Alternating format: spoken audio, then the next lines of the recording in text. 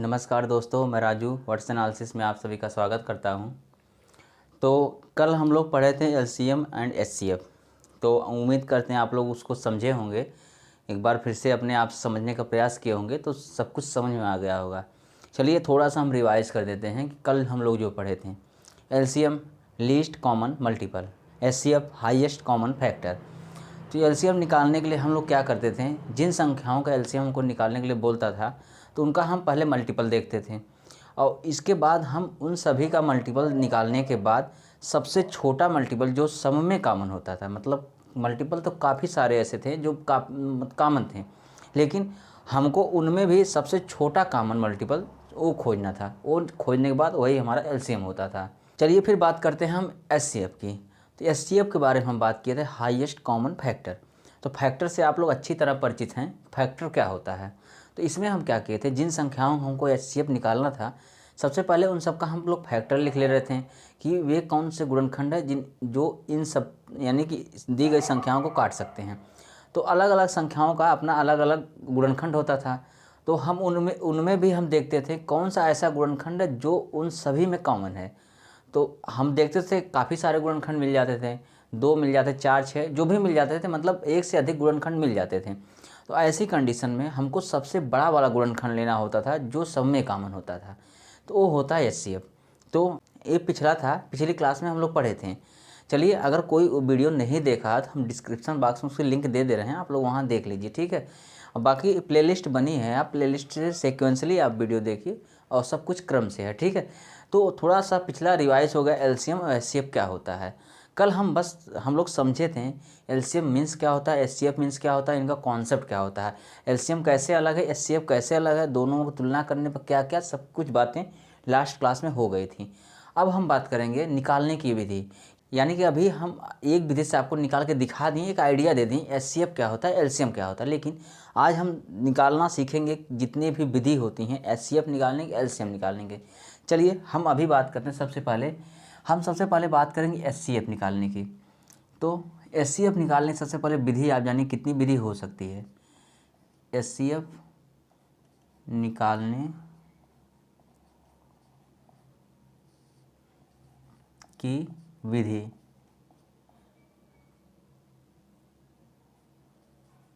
HCF निकालने की विधि। चलिए देखिए, एचसीएफ निकालने के कई विधि है, हम सब बताएंगे, आपको जो पसंद आए यानी कि जो आपको समझ में आ जाए उससे आप लगाइए, उससे एचसीएफ निकालिए।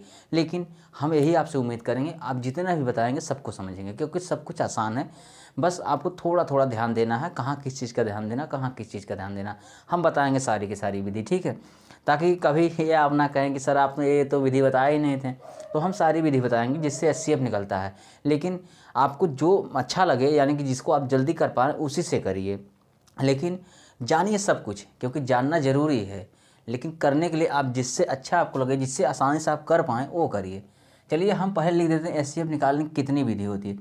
तो सबसे पहले हम बताएंगे आपको जो कल बताए थे गुणनखंड विधि से, गुणनखंड विधि से,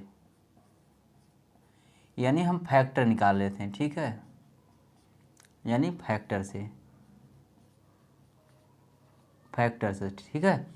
दूसरा हम बात करेंगे इसी में अभाज्य गुणनखंड से, अभाज्य गुणनखंड से,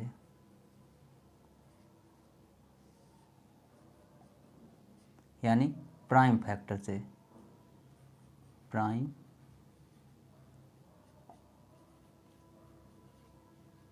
फैक्टर से।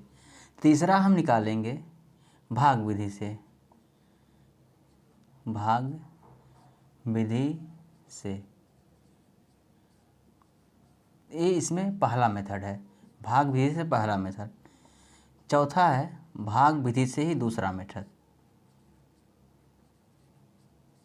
विधि से सेकेंड मेथड, ठीक है। तो हम निकालेंगे 4 तरीके से एचसीएफ। आप लोग इसको सीखने का प्रयास करिए, अच्छे से समझिए, सब कुछ आसान है और बहुत ही सिंपल है। चलिए हम पहले बात करें गुणनखंड विधि से, जो कि कल हम लोग इस विधि से निकाल के समझे थे कि एचसीएफ होता क्या है।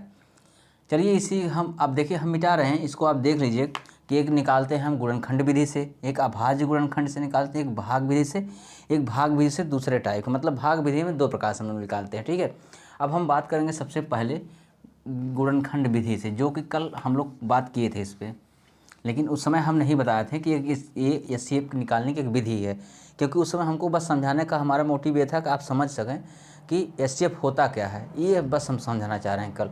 ठीक है, चलिए आज हम बात करते हैं निकालने के लिए गुणनखंड विधि से। तो आपको हम बताए थे मतलब एचसीएफ निकालते कैसे। चलिए हम कुछ संख्या ले रहे हैं, जैसे 18, 24, 72 हमको निकालना इन सब का एचसीएफ। अब एचसीएफ निकालने के लिए अभी ये नहीं है कि सिर्फ एचसीएफ निकालना है गुणनखंड विधि से, बाकी बाद में आप कैसे भी निकालेंगे वो आपकी मर्जी, लेकिन अभी हम सीख रहे हैं गुणनखंड विधि से एचसीएफ निकालना। तो गुणनखंड विधि से आपको बताए थे, अब इनका गुणनखंड लिखिए। गुणनखंड वे संख्याएं होती हैं जो इसको पूरी तरह विभाजित कर दें, वे होती हैं गुणनखंड। चलिए हम बात करते हैं इसको क्या क्या विभाजित कर सकता है। जैसे 1 कर सकता है, 2 कर सकता है, 3 कर सकता है, 4 नहीं करेगा, 5 नहीं, 6 नहीं, 6 करेगा, फिर 9 करेगा, फिर क्या करेगा, इसके बाद फिर 9 करेगा, इसके बाद 18 खुद करेगा। ठीक है, ये है गुणनखंड विधि से निकालने का तरीका, कि हम सबसे पहले उन सब के गुणनखंड लिखते हैं जो किसी भी संख्या का होता है। 24 की बात कर रहे हैं, 24 1 से कटेगा, 2 से कटेगा, 3 से कटेगा, 4 से कटेगा, 6 से कटेगा, 8 से कटेगा, फिर 12 से कटेगा, 12 के बाद 24 से कटेगा। ठीक है, दूसरा हम निकालते हैं 72 के लिए। 72 किससे कटेगा, 1 से, 2 से, 3 से, 4 से, 5 से नहीं कटेगा, 6 से कटेगा, 7 से नहीं, 8 से कटेगा, 9 से कटेगा, फिर 12 से कटेगा, फिर 12, फिर 13, 14 नहीं कटेगा, 15, 16, 17, 18 कटेगा, 18 के बाद 24, 24 के बाद 36, 36 के बाद 72। अब देखिए हम आपको क्या बताते हैं एचसीएफ में, कुछ भी करें लास्ट में हमको यही ढूंढना है उसमें, कि हमको वो ढूंढना है जो इसमें कॉमन हो, लेकिन सबसे बड़ा कॉमन हो। चलिए अगर हम कॉमन की बात करें तो एक देखना है, एक सब में आया है, 2 भी सब में आया, 3 भी सब में आया, तो ये ऐसी चीज़ें जो सब में आई हैं, तो क्या ये सब एचसीएफ होंगे? नहीं, एचसीएफ ये नहीं होगा। कॉमन तो होगा लेकिन सबसे बड़ा कॉमन होगा। अब 3 तक हम देख लें, आगे देख रहे हैं क्या और भी कोई ऐसी संख्या जो सब में कॉमन मिल रहे हैं और इन सबसे बड़ी है।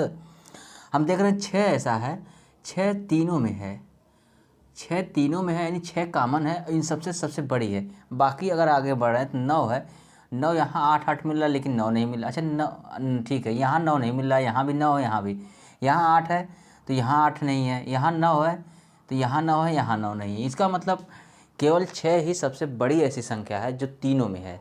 इसका मतलब यही इसका एचसीएफ होगा। चलिए इसको हम क्या लिख सकते हैं, एचसीएफ बराबर कितना आ जाएगा, 6। यही इसका एचसीएफ होगा। ठीक है, ये होगा गुणनखंड विधि से एचसीएफ निकालना। इसमें हम क्या करेंगे, सबसे पहले दी गई संख्याओं का गुणनखंड लिखेंगे, इसके बाद वह गुणनखंड ढूंढेंगे जो सब में कॉमन हो सकता है एक से अधिक गुणनखंड सब में कॉमन मिले, लेकिन उसमें भी हमको सबसे बड़ा वाला गुणनखंड कॉमन ढूंढना है, क्योंकि ये है हाईएस्ट कॉमन फैक्टर, महत्तम समापवर्तक। ठीक है, यानी कि महत्तम समापवर्तक, यानी कि हाईएस्ट मतलब आप समझ लीजिए हमको हाईएस्ट ढूंढना फैक्टर यहाँ पर, वो भी वो फैक्टर जो तीनों में हो, यानी कि 3 मतलब जितनी संख्याएं दी हों सब में हो, यानी कॉमन सभी में हो। तो 6 ही ऐसी यहाँ संख्या थी जो सभी में कॉमन थी और इन सब में सबसे बड़ी थी। 3 भी सब में कॉमन है, 2 भी सब में कॉमन, 1 भी सब में कॉमन, लेकिन सबसे बड़ी संख्या हमको ढूंढने मिली 6 जो कि सब में कॉमन है। इससे आगे हम चेक किए तो कुछ संख्याएं ऐसी हैं जो किसी में मिले हैं किसी में नहीं मिले हैं, हमको सब में चाहिए तो वही वाला हम मानेंगे जो सब में हो और सबसे बड़ा हो। ठीक है, ये सब में था, इन सबसे बड़ा है तो यही है। ये भी कॉमन है तो ये नहीं लिया जाएगा, ये नहीं लेंगे, ये भी कॉमन है ये भी नहीं लेंगे, क्योंकि इससे बड़ा हमको यहाँ मिल गया तो ये सब छूट जाएगा, हमारा ये 6 आंसर हो जाएगा, यानी कि गुणनखंड विधि से ज्ञात करने के लिए। चलिए इसी को हम ज्ञात करते हैं अभाज्य गुणनखंड विधि से, उसमें भी सब कुछ यही है। 1-2 और क्वेश्चन इस पर करवा दें, इसके बाद बढ़ें कि चलिए हम एक साथ बताते चले आ रहे हैं, फिर एक बार फिर दूसरा कोई क्वेश्चन लगा दे रहे हैं। चलिए ये हो गया गुणनखंड विधि से। अगर हम दूसरी बार बात करें अभाज्य गुणनखंड से, अभाज्य गुणनखंड से,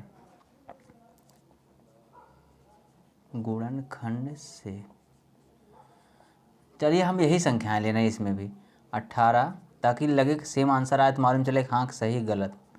24 72। अब आपको पता अभाज्य गुणनखंड क्या होता है? अभी तो हम बताएं गुणनखंड होता है जो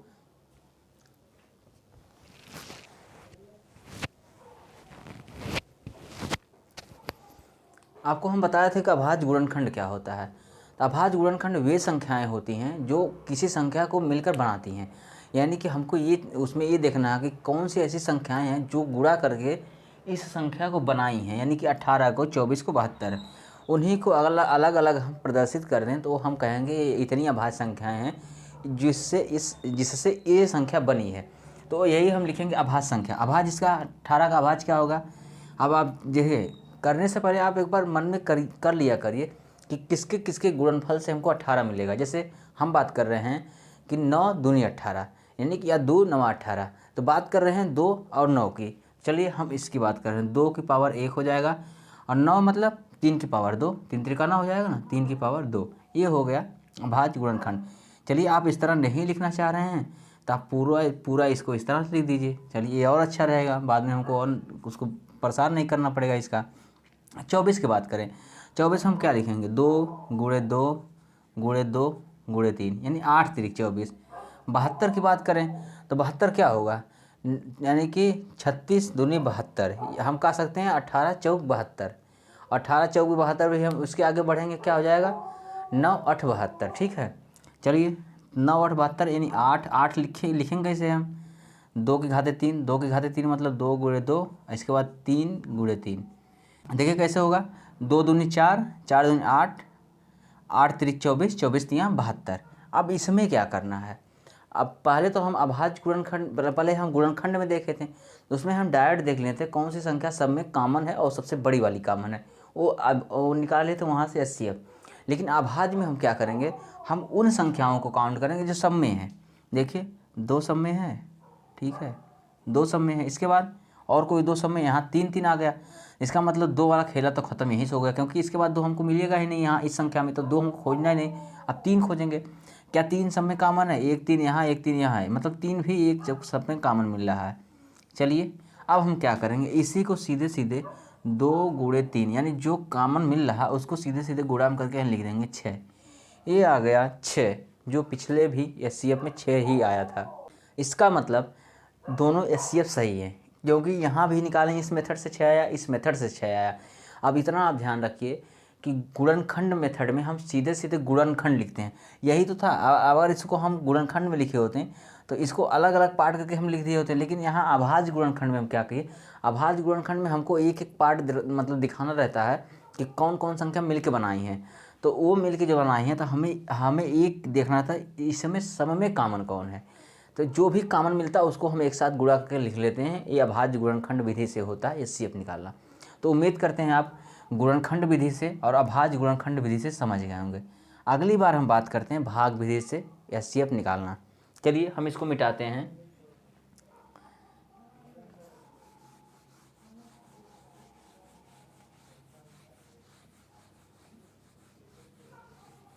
ये देखिए सबसे आसान विधि है एक भाग विधि, ठीक है, क्योंकि दो टाइप से ना भाग विधि, ये दोनों में एक है जो सबसे है कि जब ज़्यादा बड़ी संख्या दे देती है तो उस विधि से निकालना आसान रहता है। चलिए अभी हम बात करते हैं एक पहली जो भाग विधि है। क्या थी संख्या? 18 थी, 24 थी, 72 थी, ठीक है। अब हम भाग विधि में क्या करते हैं?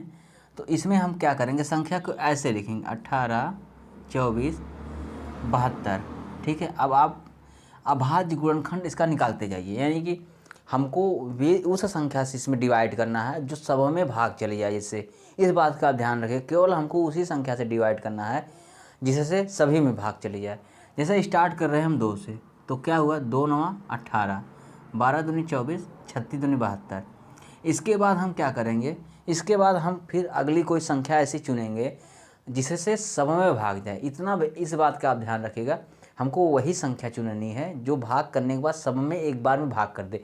जैसे अभी हम 2 को लिए तो 2 से ये भी कटा, ये भी कटा, ये भी कटा। इसी तरह हमको और भी कोई संख्या चुननी है। अगर 2 फिर से मिल जाए तो कोई बात नहीं, उसी से फिर काटेंगे, नहीं मिला तो कुछ आगे बढ़ेंगे। हम देख रहे हैं 2 कटने, यहाँ 9 है तो 2 तो कटेगा ही 2 से। तो आगे 3 से बात करें, 3 से कटेगा, 3 त्रिक का 9, 3 चौको 12 और 12 3 36। अब क्या एक के अलावा कोई ऐसी संख्या है जो इन सबको एक बार में काट दे? 2 भी नहीं है, 3 भी नहीं है। आप देख रहे हैं अगर 3 हम ले रहे थे, 3 से 1 कट रहा है, 1 कट रहा, लेकिन 4 नहीं कटेगा। 4 ले रहे हैं तो 4 से 1 कटेगा, 1 कटेगा, लेकिन 3 नहीं कटेगा। इसके बाद 4 के आगे बढ़ रहे हैं, 5 के 5 बढ़ रहे हैं तो पहले दोनों छूट जा रहे हैं। इसका मतलब अब ऐसी कोई संख्या नहीं बची हमारे पास जिससे दोनों में हम भाग कर सकें एक बार में। तो इसका मतलब जब कोई संख्या नहीं बची है तो हम बस इन्हीं का डायरेक्ट गुणा कर लेते हैं, यानी 2 गुणे 3 बराबर 6। ये हो गया इसका एचसीएफ। उम्मीद करते हैं आप लोगों को सबसे आसान यही लगा होगा। आसान सब है, देखिए बस आपको करने की प्रैक्टिस होनी चाहिए। जब आप करने लगेंगे ना तो आप चाहे जिस मेथड से करेंगे तो आपको आसान लगेगा ही, ठीक है। चलिए अब हम बात करते हैं एक और मेथड भाग विधि से है, उसकी बात करते हैं। अब क्या है 18 24 72, 18 24 72। तो इसमें हम क्या करते हैं, सबसे पहले सबसे छोटी संख्या को उठाते हैं, उसके बाद उससे बड़ी वाली संख्या को उठाते हैं। तो सबसे छोटी संख्या को हम बनाते हैं भाजक, इसके बाद जो संख्या रहती है उसमें भाग करते हैं। तो 18 एकम 18, ये बचा 14 में से 8 जा 6, ठीक है। अब इस बात का आप ध्यान रखिएगा, जो 6 रहता है यानी कि जो शेषफल बचता है बाद में वो भाजक बन जाता है। क्या बात समझेंगे आप, इसमें जो शेषफल बचता है वो बाद में भाजक बन जाता है। इसके बाद जो भाजक रहता है वो भाज्य बन जाता है। इस बात का ध्यान रखिएगा। पहले प्रोसेस एकदम नॉर्मल भाग की तरह चलेगा, लेकिन बाद में क्या होता है, जो शेष बचता है उसको हम भाजक बना लेते हैं, और जिससे हम भाग किए थे पहली बार, बाद में उसको हम भाज्य बना लेते हैं, उसी में अब भाग करनी है। तो 6 त्रिक 18, यानी कि 6 से ये संख्या कट गई। तो एक बार उम्मीद बन सकती है कि ये 6 इसका एचसीएफ हो सकता है, लेकिन यहाँ कंफर्म नहीं हो पाएगा कि 6 ही इसका एचसीएफ बनेगा, क्योंकि अभी एक संख्या चेक करने के लिए हमको बची है। अगर 6 से वो संख्या कट जा रही है तो यही 6 एचसीएफ हो रहा है। अगर नहीं कट रही है इसका मतलब उससे कम से कटेगी, क्योंकि 6 से नहीं कटेगी तो उसके कम से ही कटेगी, क्योंकि यहाँ पर इससे ऊपर नहीं जा पाएंगे हम। अगर इससे कम से कटेगी तो इसका मतलब यही जो जिससे कटेगी लास्ट में वही उसका एचसीएफ होता है। चलिए हम 6 से, अब लास्ट में हमको 6 से काटे ना, तो फिर दोबारा हम 6 से ही भाग करेंगे 72 में। संयोग ऐसा है कि 12 छक 72 आपको पहली बार में ही कट गया। इसका मतलब 6 से यहाँ भी कटा, 6 से यहाँ भी कटा, तो इसका एचसीएफ हो जाएगा 6, एचसीएफ हो जाएगा 6। तो उम्मीद करते हैं आपको चारों मेथड समझ में आया होगा। चलिए एक क्वेश्चन और हम ट्राई करते हैं इस पर, ताकि आपको जो कुछ डाउट है वो भी क्लियर हो जाए, और चारों मेथड से हम करेंगे, ठीक है।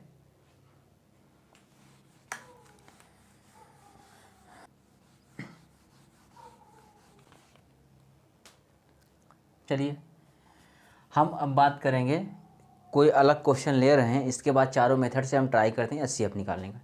चलिए हम ले रहे हैं क्या, चलिए ले रहे हैं 21, 18 और 36, ये 3 संख्याएं ले रहे हैं। हमको ये निकालना है इसमें एचसीएफ क्या क्या है।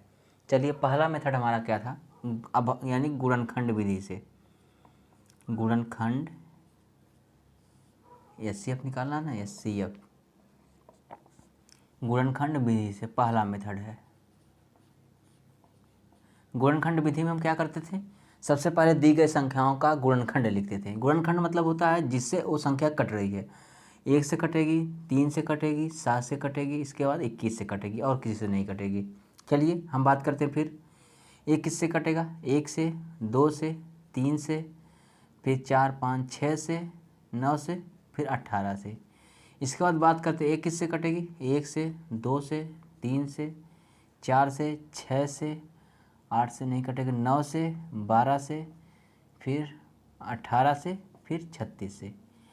अब हम बताए थे गुणनखंड विधि में हमको सबसे बड़ा वाला कॉमन ढूंढना होता है जो सभी में रहता है।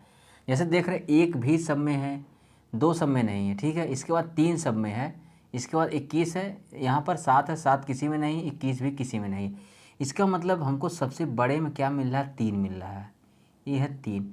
2 तो नहीं, 1 भी मिल रहा, तो 1 की कोई वैल्यू नहीं है भाई, 1 तो सभी मिलता ही मिलता है। अगर 2 सब में मिलता तो भी हम 2 को नहीं लेते हैं, क्योंकि हमको 3 मिल चुका है ना, 3 2 से बड़ा है, तो हमको बड़ा वाला ही लेना है एचसीएफ में। देखिए नाम से ही क्या है ना, नाम से हाईएस्ट कॉमन फैक्टर। अब हम क्या किए, यहाँ पर फैक्टर तो हम किए ही हैं, और फैक्टर हमको क्या, हाईएस्ट वाला, वो भी कॉमन। तो आप इसी से समझ लीजिए फैक्टर में हमको सीधे सीधे हाईएस्ट कॉमन फैक्टर लेना है। तो यहाँ पर देखिए कॉमन हमको एक ही मिला, संयोग से इसमें एक ही कॉमन मिला ही मिला। अगर मान लीजिए यहाँ दो अगर यहाँ भी रहता तो दो भी मिल जाता कॉमन, तो हम तब भी दो को नहीं लेते, क्योंकि दो 3 से छोटा है, तो हमको इसमें सबसे बड़ा वाला कॉमन चाहिए। ठीक है, जो इसका फैक्टर भी हो, कॉमन भी हो और सबसे बड़ा हो। ये हो गया, इस मेथड से हम निकला, इसका आंसर कितना आएगा, 3 आएगा। चलिए हम अब निकालते हैं अभाज्य गुणनखंड विधि से। तो क्या है, 21, 18 और 36। ठीक है, चलिए इसमें हम अभाज्य गुणनखंड से क्या निकालेंगे, हमारा क्या, अब अभाज्य में क्या करेंगे, इसको अभाज्य गुणनखंडों में तोड़ेंगे, 3 × 7। इसके बाद इसको क्या करेंगे, अब ये किससे बना है, यानी कि 9 दूनी 18, 2 × 3 × 3, देखिए 2 3 6, 6 3 18। 36 किससे बना है, 9 चौक 36, यानी 2 × 2 × 3 × 3, 2 दूनी 4, 3 12, 3 36। अब ये अभाज्य गुणनखंड विधि से है, लिख दें नहीं तो आप लोग कन्फ्यूज हो जाएंगे इसी में।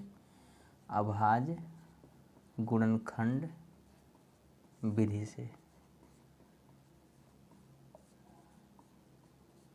तो इसमें हम आपको क्या बताए थे, इस अभाज्य गुणनखंड में बताए थे जितने भी आपको कॉमन मिल रहे हैं उनको लेकर आपस में गुणा कर लीजिए। जैसे अब हम देखें क्या है, 3 कॉमन मिल रहा है, 3 है सब में कॉमन, यहाँ देखिए 3 3 3 सब में कॉमन। और कोई ऐसी संख्या मिल रही है क्या सब में कॉमन, नहीं मिल रही है, तो यहाँ पर हम इसका आंसर सीधे सीधे 3 लिख दें। 3 यहाँ भी आया, 3 यहाँ भी आया। चलिए हम यहीं पर कर रहे हैं भाग विधि से, भाग विधि से क्या क्या संख्याएं हैं, 21, 18 और क्या है 36। अब भाग विधि में हम आपको क्या बताए थे, हमको ऐसी कोई संख्या चुननी है जिससे सभी में भाग चली जाए। तो सभी में भाग जाने के लिए हम 2 अगर चुन रहे हैं तो 2 से 21 कटेगा नहीं, तो 2 हम नहीं लेंगे। 3 से बात करें, 3 से सब कट रहा है, तो क्या 3 7 21, 3 6 18, 12 3 36। अब क्या ऐसी कोई भी संख्या मिल रही है जो सबको एक बार में काट दे, 2 देख रहे थे, 2 ऐसे पहले ही नहीं मिल रहा था, यहाँ क्या मिलेगा। 3 की बात कर रहे हैं तो 3 7 से कटेगा ही नहीं, मतलब 3 जो 7 को नहीं काट पाएगा तो इसका मतलब 3 भी नहीं जाएगा। 4 है तो 4 से केवल 12 कट रहा है, 5 है तो 5 से कुछ भी नहीं कट रहा, 6 से 6 और 12 कट रहा है लेकिन 7 नहीं कट रहा, 7 से 7 कट रहा है लेकिन 6 और 12 नहीं कटेंगे, 8 हम बढ़ेंगे ही नहीं, क्योंकि उसके पहले 7 और 6 हमारा छोटा पड़ जा रहा है। ठीक है, अब इसका मतलब ऐसी केवल एक ही संख्या 3 है जो सबको एक बार में काटेगी, तो जो सबको एक बार में काटती वही उसका एचसीएफ होता है। अगर यहाँ कोई और भी संख्या आ जाती तो उसका गुणा करके हम यहाँ एचसीएफ लिख लेते हैं। एक भाग विधि से और बताए थे, तो आप क्या करेंगे, सबसे छोटा इसमें क्या 18 है, तो 18 से 21 में भाग करिए आप, 18 एकम 18, बचा 3 शेष, 11 में से 8 या 3। आपको हम बताते हैं जो शेष बचता है उसको भाजक बना लेते हैं, फिर इसको भाजक बनाइए, जिससे भाग किए रहते थे अब उसमें भाग करते हैं, मतलब पहले इससे भाग करते थे अब इसमें भाग करेंगे। आप इससे और इसमें का अंतर समझिए कि पहले हम उससे भाग कर देते हैं अब उसमें भाग करेंगे, तो वही है। देखिए अब यहाँ शेष बचा 3, इसको हम भाजक बनाएंगे, इससे भाग किए थे अब इसी में हम भाग करेंगे, 3 छक 18, यानी 3 ऐसी संख्या है जो इसको काट दी है। अब अभी हम कंफर्म नहीं कर सकते कि यहाँ 3 उसका एचसीएफ होगा ही होगा, लेकिन संयोग से हो जाए वो अलग बात है। अब हम चेक करेंगे इस 3 से लास्ट में जो कटता है फिर दोबारा अगले संख्या उसी से काटते हैं, अगर वो संख्या कट जा रही है उसी से तो वही संख्या एचसीएफ हो जाएगी, अगर किसी और छोटी संख्या से कट रही है तो जो लास्ट में जिससे कटता है वही उसका एचसीएफ होता है। तो 3 से हम अब भाग करेंगे, कितना बचा 36 में, तो आप जानते हैं 12 तिहाई 36, अब यहाँ कट गया, इसका मतलब 3 ही इसका एचसीएफ है, एचसीएफ क्या आ जाएगा 3। चलिए ये हो गया एचसीएफ निकालने का तरीका। उम्मीद करते हैं आप लोग एचसीएफ अच्छी तरह समझ गए होंगे कैसे कैसे निकलता है। देखिए हो सकता है अभी 4 एक साथ बताएं आप तो आप लोगों को कन्फ्यूजन हो जाए कुछ चीज़ों के लिए, लेकिन आप एक बार आप देखिए कन्फ्यूजन दूर करने का तरीका हम बता रहे हैं कैसे क्या करना। सबसे पहले आप इसको ध्यान रखिए, ये है भाग विधि से, ये सबसे अलग है। इसमें हमको ये ध्यान देना है कि हमको वही संख्याओं का गुणा करना है जिनसे लगातार सब में भाग जा रही है। जैसे यहाँ हम बात किए तो 3 ही ऐसी संख्या मिली जिसमें सभी में एक बार में भाग जा रही है, तो ये भाग विधि से ये हो गया। अब दूसरा भाग विधि से हमको क्या करना है कि हमको सबसे छोटी संख्या जो है उससे इसके बाद उसके जस्ट बाद वाली संख्या, यानी कि सबसे छोटी है उसके जस्ट बाद बड़ी वाली संख्या, उसमें हम भाग करेंगे। भाग करने के बाद जो शेष मिलता है उसको हम भाजक बनाते हैं। इसके जस्ट पहले जिससे हम भाग किए रहते हैं उसी में दोबारा भाग करते हैं। अगर संख्या कट रही है तो ठीक है, नहीं कट रही तो फिर यही प्रोसेस आगे जाएगा, यानी फिर दोबारा अगर कोई शेष बचता है तो उसको भाजक बनाएंगे, फिर दोबारा जिससे भाग करेंगे उसमें भाग करते हैं। इस तरह प्रोसेस चलता रहता है। लास्ट में जिस संख्या से कटती है वो संख्या एक बार संभावना बनती है कि हाँ एचसीएफ हो सकता है। अगर दी गई संख्या से मतलब लास्ट में जिससे कटा फिर उसको उसी से जो अन्य बची हुई संख्या उसमें भाग देते हैं। अगर वो पूरी तरह कट जा रही तो इसका मतलब यही वाली संख्या हमारा एचसीएफ बनेगी। अगर नहीं कट रही तो हो सकता है आगे उसमें किसी और संख्या से कटे, तो उसमें जिस छोटी संख्या से कटेगी वो उसका एचसीएफ हो जाएगा। ये हो गया भाग विधि से। अब हम ज्ञात करेंगे अभाज्य गुणनखंड या गुणनखंड विधि से। तो गुणनखंड विधि से हम क्या करेंगे, सबसे पहले हम गुणनखंड गुणनखंड आपको बताएं अच्छी तरह से गुणनखंड क्या होता है। तो गुणनखंड वे संख्याएँ होती हैं जो दी गई संख्याओं को पूरी तरह काट देती हैं। तो हम सभी का गुणनखंड लिखेंगे। गुणनखंड मैक्सिमम उतनी ही संख्या बार तक जाएगा, इसकी एक लिमिट होती है, तो आप उसका गुणनखंड लिख लीजिए। ठीक है, तो गुणनखंड सब संख्याओं का लिख लीजिए। इसके बाद उसमें आप मिलाइए जो सबसे बड़ा कॉमन होगा गुणनखंड में, जो सबसे बड़ा हो कॉमन हो, यानी कॉमन भी हो और सबसे बड़ा वाला हो सकता है उसके पहले 2-4 और कॉमन मिल जाए। उन कॉमन में हमको सबसे बड़ा वाला कॉमन ढूंढना है, क्योंकि हाईएस्ट हम निकालें, हाईएस्ट कॉमन फैक्टर निकालें। तो उसमें जो सबसे बड़ा वाला कॉमन हो वही उसका एचसीएफ हो जाएगा। ये हो गया गुणनखंड विधि से। अभाज्य गुणनखंड विधि से हम क्या करते हैं, सबसे पहले हमको अभाज्य गुणनखंड में तोड़ते हैं। इसके बाद जितने भी हमको कॉमन मिलते हैं उनका आपस में गुणा कर लेते हैं, वो अभाज्य विधि से निकल जाता है एचसीएफ, यानी कि अभाज्य गुणनखंड विधि से। चलिए अगर इसको आप समझ गए, चलिए एक क्वेश्चन हम जल्दी लगाते हैं सभी बिना मेथड से।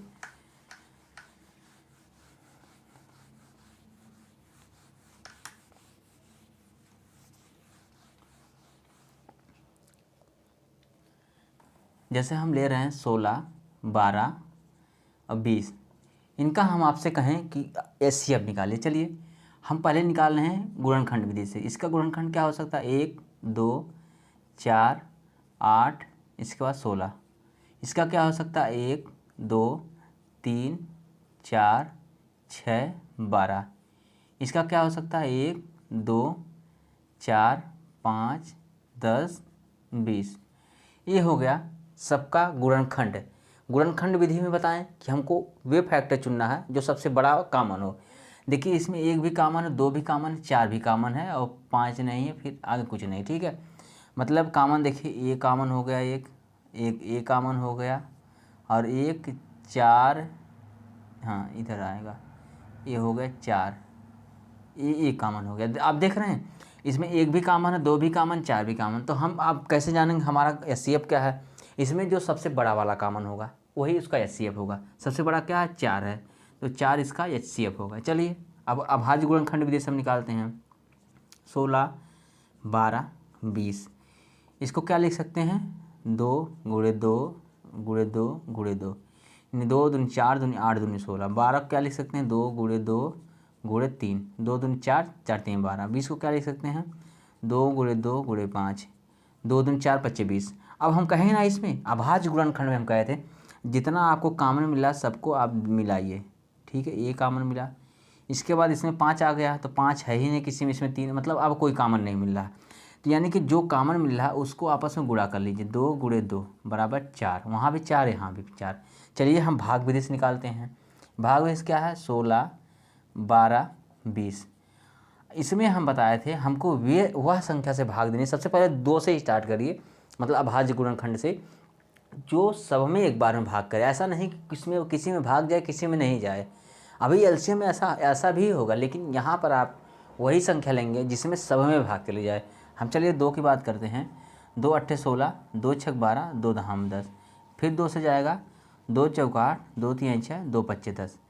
क्या अब इसके बाद कोई भी ऐसी संख्या बच रही जिससे हम भाग कर दें और सब में भाग चली जाए? कुछ है ही नहीं। 4, 3, 5 सब अपने अपने आप में अलग हैं। तो मतलब ऐसी कोई हमको संख्या नहीं मिलेगी जिससे हम भाग करें और सब में एक बार में भाग चली जाए। जैसे यहाँ 2 में भाग के सब में चली गई, फिर 2 में भाग के फिर सब में चली गई, लेकिन यहाँ अब कुछ नहीं है। तो हम इसी का दोनों का आपस में गुणा करके 2 × 2 बराबर 4, ये इसका हो गया एचसीएफ। और एक भाग विधि से बताए थे, तो इसमें सबसे छोटा क्या है, सबसे छोटा 12 है। 12 हम 16 से भाग करेंगे, तो 12 × 1 = 12, 4 शेष बचा, ठीक है।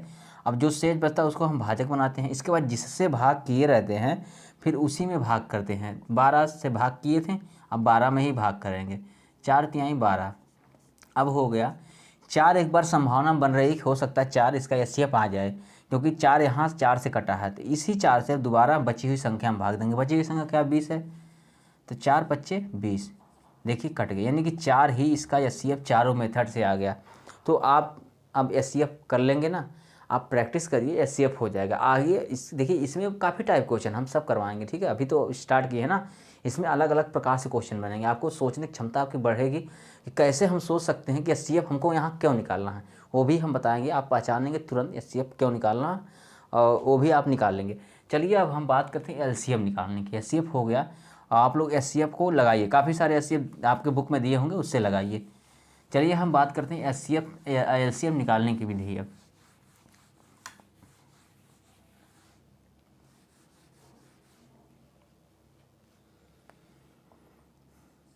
एलसीएम निकालने की विधि, देखिए एलसीएम निकालने की भी 2 विधि है, वैसे तो 3 है, लेकिन नॉर्मली जो तीसरी विधि है वो एक फार्मूला है, वो आप आगे कर लेंगे। वो आगे करने का मतलब वो उसी बेस्ड क्वेश्चन आपको मिलेगा, तो वहाँ आप समझ जाएंगे एलसीएम कैसे निकलेगा। लेकिन मुख्य रूप से आप 2 जानिए, ठीक है। चलिए 2 में क्या है, अभी आपसे हम बताएं कि एक अभाज्य गुणनखंड विधि से निकाले थे, एक हम निकाले थे भाग विधि से। चलिए हम दोनों को बात करते हैं। जैसे सबसे पहले तो हम निकालेंगे जो मल्टीपल विधि से बताए थे, पहले मल्टीपल वाला ही हम निकालेंगे। ऐसे नॉर्मली 3 हो जाएंगे। चलिए हम बात जितने भी हो रहे हैं हम आपको वो सबसे करके दिखा रहे हैं। जैसे एलसीएम हमको निकालना 6 का, 3 का, 9 का, ठीक है। हम कहें इसका एलसीएम क्या होगा, तो कुछ लोग डायरेक्ट कर सकते हैं इसका एलसीएम क्या होगा। चलिए हम करके दिखा रहे हैं। जैसे हम कल वाला बात किए थे, पहले इसका हम मल्टीपल लिखते हैं, 6, 12, 18, फिर डैश काफ़ी सारे हो सकते हैं, आगे हम एक आग और बढ़ा देते हैं 24, ठीक है। इसके बाद डैश डैश, इसकी कोई लिमिट नहीं है, क्योंकि मल्टीपल में हम मल्टीपल करते जाएंगे, मिलते जाएंगे। हम बात करते हैं 3 की, 3, 6, 9, 12, 15, 18, डैश डैश ये होगा, ठीक है। इसके बाद हम बात करते हैं 9 की, 9, 18, 27, फिर कितना हो जाएगा 36, डैश आगे, इसकी लिमिट कोई नहीं है। अब इस मेथड में हम क्या बताए थे आपको कि हमको वो ढूंढना है जो सम में कॉमन हो। तो हो सकता है इसमें ऐसी कई संख्याएं मिल जाएं जो सम में कॉमन हो, लेकिन अब इसकी कोई लिमिट भी नहीं, हम कहाँ तक उसको ढूंढेंगे, आपको ज़्यादा ढूंढने की ज़रूरत ही नहीं है। सबसे आप यही जान लिए, इस मेथड से लिखने के बाद आपको जो सबसे पहला कॉमन मिल जाए वही आपका एलसीएम होगा।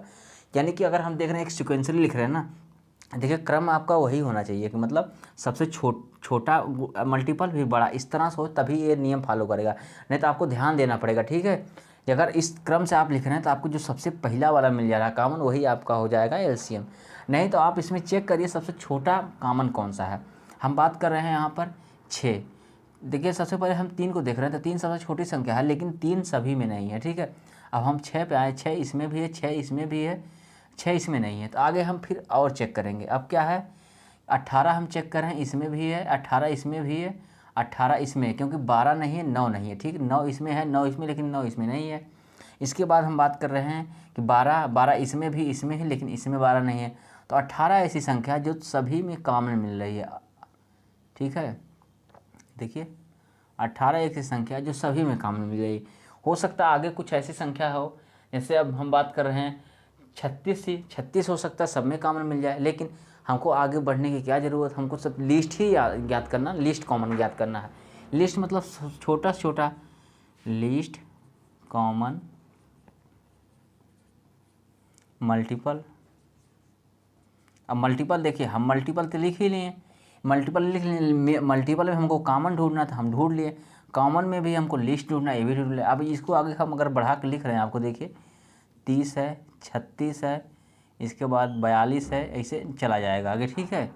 इसके बाद हम बात करते हैं 21, देखिए 21 है, फिर 24 है, फिर 27 है, फिर 30 है, डैश डैश करते यहाँ भी 36 कहीं ना कहीं आएगा, ठीक है। इसके बाद हम बात करें 36 है ही, तो इसमें 36 भी ऐसा एक संख्या जो सब में कॉमन मिल जाएगा, ठीक है। देख रहे हैं ये 36 भी सब में कॉमन मिल जाएगा। लेकिन हमको 36 वाला नहीं ज्ञात करना, क्योंकि हमको लिस्ट ज्ञात करना है। तो उस 36 से पहले हमको 18 मिल गया जो सब में कॉमन है। तो हमको एलसीएम यही निकालना है कि मल्टीपल लिख रहे हैं तो सबसे पहले हमको उसमें कॉमन ढूंढना है, और भी कॉमन में पहला ही कॉमन यानी सबसे छोटा वाला कॉमन। इसमें सबसे छोटा कॉमन क्या 18, तो इसका एलसीएम क्या हो जाएगा 18 हो जाएगा। ये हो गया मल्टीपल मेथड से, मल्टीपल मेथड से, ठीक है, मेथड से। अब आगे हम बात कर रहे हैं कि गुणनखंड विधि से। चलिए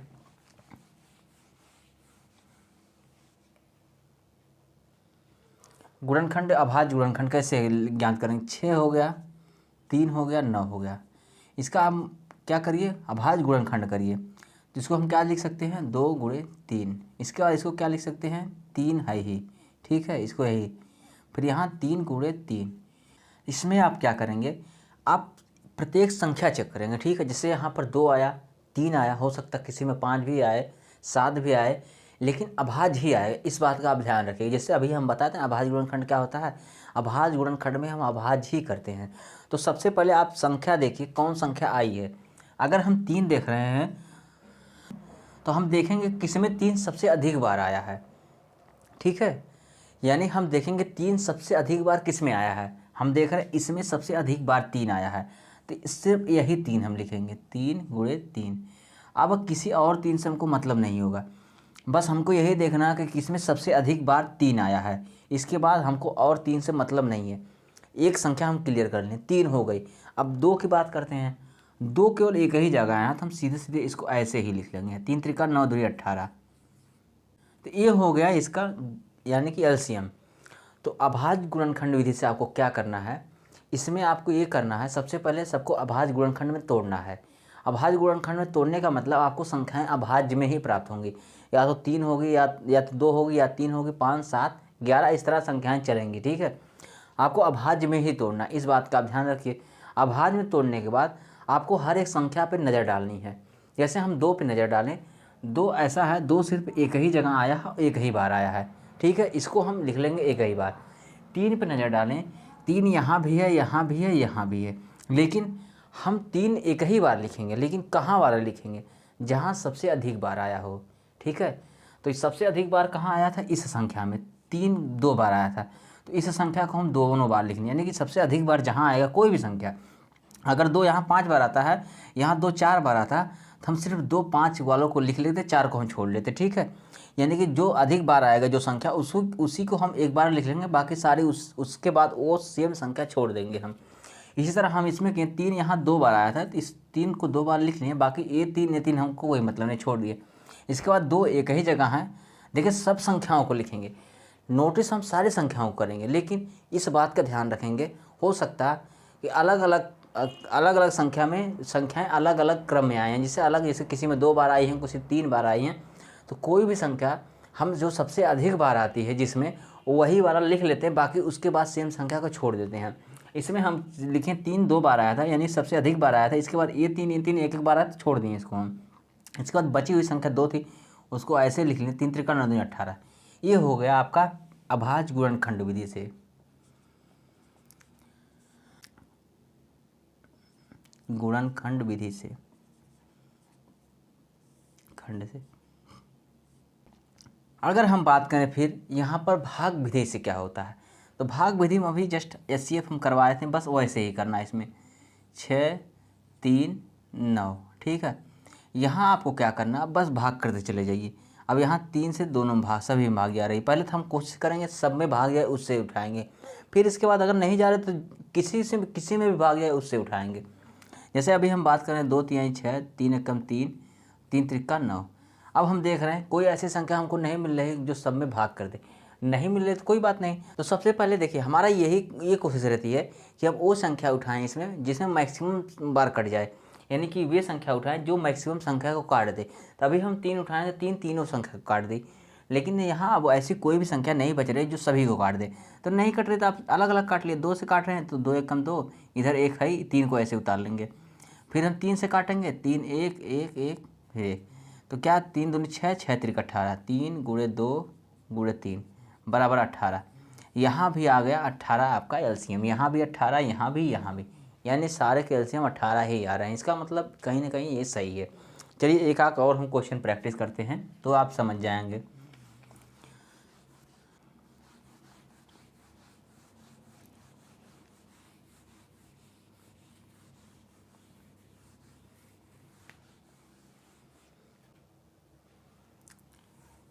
चलिए हम संख्या लेते हैं, जैसे हम ले लें 12, 36, इसके बाद हम ले लें और कौन सी संख्या, चलिए 18 ले लें, ठीक है।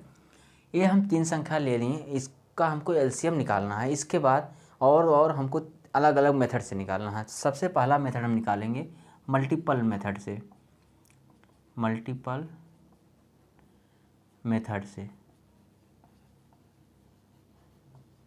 चलिए अब मल्टीपल मेथड में क्या होता है, सबसे पहले इसका हम मल्टीपल ही लिखते हैं। 12 दूनी 24, 12 3 36, 12 चौक 48, 12 पचे 60, इसी तरह अनंत तक जाएगा, इसकी कोई लिमिट नहीं है। दूसरा हम बात करते हैं इसकी 36, 72, 108, इस तरह ये भी अनंत तक जाएगा, इसकी भी कोई लिमिट नहीं। 18 की बात करते हैं, 18, 36, 54, 72, 90, ये भी अनंत तक जाएगा, इसका भी कोई लिमिट नहीं है। अब हम क्या कहे थे, एलसीएम निकालने के लिए अगर मल्टीपल मेथड हम लगा रहे हैं तो सबसे पहले हम उसमें कॉमन चेक करेंगे, उसमें भी सबसे छोटा वाला कॉमन चेक करेंगे। हो सकता कुछ ऐसे संख्याएं जो सब में कॉमन हो, यहाँ पर देखिए अभी तो नहीं मिल रहा, अगर आगे हम बढ़ेंगे हो सकता काफ़ी ऐसी संख्याएँ मिल जाए जो सब में कॉमन हो, लेकिन हमको सबसे कोई मतलब नहीं, हमको सबसे पहले शुरू में ही मतलब होना चाहिए जो सबसे पहले आता है, यानी सबसे छोटा वाला। तो 12 हम देख रहे हैं, 12 इसमें है ही नहीं, यानी 36 नीचे हमको चेक भी नहीं करना, क्योंकि आप देख रहे हैं इसमें सबसे छोटा 36 है, तो 36 नीचे चेक करने कोई मतलब ही नहीं बनता, क्योंकि अगर किसी और में कम आ रहा है तो 36 से नीचे इसमें है ही नहीं, तो 36 नीचे नहीं आएगा। तो आप देखिए 36 क्या है, 36 इसमें भी है, इसमें भी है, इसमें भी है, इसमें भी, इसमें भी, यानी 36 ऐसी संख्या है इसमें जो तीनों में कॉमन है। कॉमन मतलब, और इसमें हम क्रम से लिखें तो मतलब इसमें आगे हमको चेक भी नहीं करना होगा कि इससे बड़ी या छोटी कोई संख्या बची होगी, मतलब इससे छोटी कोई संख्या आगे बची होगी, क्योंकि हम क्रम से ही लिखे हैं, सबसे छोटी लिखे हैं, सबसे बड़ी लिखे हैं। तो सबसे पहले हमको मिला तो छोटी वाला हिसाब, इसके बाद जितना भी मिलेंगे तो इससे बड़ा ही रहेंगे, इसका मतलब इसका एलसीएम 36 आ गया। चलिए हो गया मल्टीपल मेथड से। अब हम बात करते हैं अभाज्य गुणनखंड विधि से। तो 12, इसके बाद 36, 18, पहले तो इसको अभाज्य गुणनखंड निकालिए, ठीक है, यानी कि 2 की घाते 2 गुणे 3 की घाते 1। हम आपसे बोले थे इसको आप अभाज्य गुणनखंड या तो फैला के लिख लिया, ऐसे लिख ले, कोई फर्क नहीं है, ठीक है।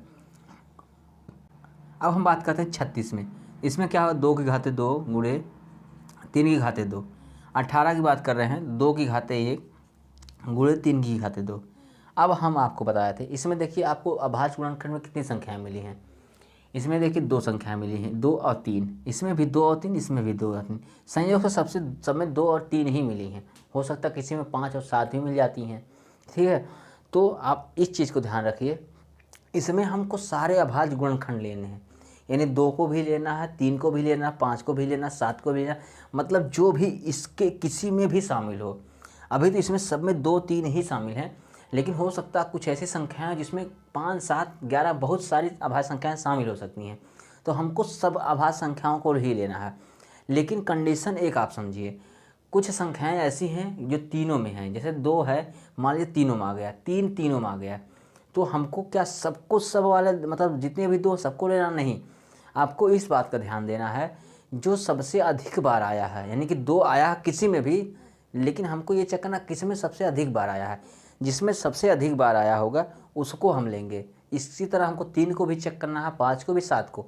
अगर हो सकता है कुछ ऐसी संख्या हमें जो घात में मिले, मतलब 2, 4 बार आई, 5 बार आई या 2 बार आई हैं, तो उनको हम सबसे मैक्सिमम घात लिख लेंगे। इसके बाद बची हुई जितनी संख्याएं होती हैं सबका गुणा कर देते हैं। जैसे यहाँ देखिए, यहाँ हम देख रहे हैं सबसे अधिक बार क्या आया है, 2 कितनी बार आया है, यहाँ 2 की घाते 2, 2 की घाते 2, 2 की घाते 1, यानी कि अब दोनों यहाँ 2 बराबर, हम कोई सा एक 2 ले लेंगे, 2 की घाते 2 वाला, क्योंकि अब इसको हम क्यों नहीं ले रहे हैं, हम बताएं ना कि हमको सबको उठाना है एक बार में। लेकिन अब देखिए हमको 2 अभाज्य संख्या है, तो 2 अभाज्य संख्या को लेना है, लेकिन कौन सी 2 अभाज्य संख्या को लेना है, जो सबसे अधिक बार आई हो।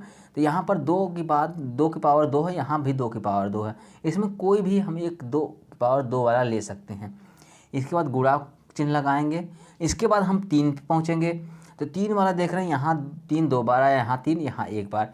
तो हमको इसमें 2 बार दोनों में आया है, तो कोई एक 3 जो 2 बार आया है उसको ले लेंगे। चलिए हो गया, 2 दूनी 4, 3 त्रिका 9, यानी कि 9 चौक 36। इसमें भी आ गया आपका 36, यानी इसका भी एलसीएम आ गया 36, जहाँ यहाँ आया था। चलिए हम भाग विधि से करते हैं। भाग विधि में क्या बताए थे, 12, 36, 18। आप सबसे पहले वो संख्या उठे जो मैक्सिमम संख्या को काट दे। जैसे 2 को हम उठा रहे हैं, 2 छक 12, 18 दूनी 36, 2 9 18। अब हम कोई और फिर चेक करेंगे कि जो संख्या सबको काट दे। 3 देख रहे हैं, 3 से काट रहे हैं, 3 दूनी 6, 3 छक 18, 3 तिरका 9। अब हम देख रहे हैं कोई ऐसी संख्या उठाए जो मैक्सिमम संख्या काटे। अब 2 तो है नहीं, 3 2 भी देख रहे हैं, 2 से हम काट रहे हैं, 2 एक कम 2, 2 3 6, फिर यहाँ पर 3 ऐसे उतार लेंगे। देखिए इसमें क्या है, इसमें जो संख्याएं कट रही हैं उसको आप काटिए, जो नहीं कट रहे उसको एज इट इज उतार लीजिए, ठीक है। जैसे यहाँ हम किए, यहाँ तो 3 6 2 से कट गया, लेकिन 3 नहीं कट, 3 को ऐसे ही उतार लिए हम। फिर आगे हम 3 से भाग करेंगे, ये तो एक ऐसे उतरेगा, 3 एक कम 3, 3 एक कम 3। अब इन सब का आपस में गुणा कर लेंगे, 2 गुणे 3 गुणे 2 गुणे 3, ये क्या हो जाएगा, 2 3 6 दूनी 12, अब 12 3 36। इसका भी एलसीएम 36 ही आया है, ठीक है। इसका भी एलसीएम 36 ही आया है। इसका मतलब आप किसी भी मेथड से निकालें रिजल्ट सेम आ रहा है। तो आप समझ गए आज हम लोग क्या पढ़ें, एचसीएफ पढ़ें। एचसीएफ किस किस मेथड से निकालते थे। एचसीएफ निकालते थे हम पहले तो निकालते थे गुणनखंड विधि से, फिर अभाज्य गुणनखंड विधि से, फिर भाग विधि से, 2 प्रकार से। फिर एलसीएम निकालें। एलसीएम में हम निकालें एक मल्टीपल मेथड से, एक निकालें अभाज्य गुणनखंड विधि से, एक निकालें हम भाग विधि से।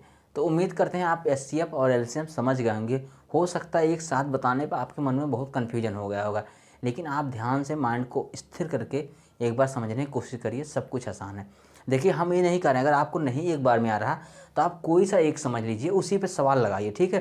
धीरे धीरे आप समझ जाएंगे, ठीक है। आप जैसे सवाल लगाते जाएंगे आपको हर एक मेथड समझ में आ जाएगा। लेकिन अभी आपको जो भी मेथड समझ में आ गया उस मेथड पे सवाल लगाइए। आपको सवाल लगाने से मतलब है, लेकिन आप समय के साथ साथ ये सब ऑटोमेटिक सीख जाएंगे, क्योंकि इसका एप्लीकेशन है जो हम आगे करवाते रहेंगे हर एक मेथड से। चलिए तो आज की क्लास यहीं हम रोकते हैं। आने वाले क्लास में फिर इससे रिलेटेड हम क्वेश्चन करवाएंगे। आप लोग अभी आपके पास जो भी अवेलेबल बुक है उससे आप क्वेश्चन लगाइए। आपको क्वेश्चन सारे के सारे क्वेश्चन आपको आने लगेंगे, तो आप कॉन्फिडेंस बढ़ जाएगा एलसीएम और एचसीएफ में। चलिए उम्मीद करते हैं वीडियो काफ़ी अच्छी लगी होगी। अगर वीडियो अच्छी लगी तो आप लाइक करिए, सब्सक्राइब करिए और दोस्तों को शेयर करिए। धन्यवाद।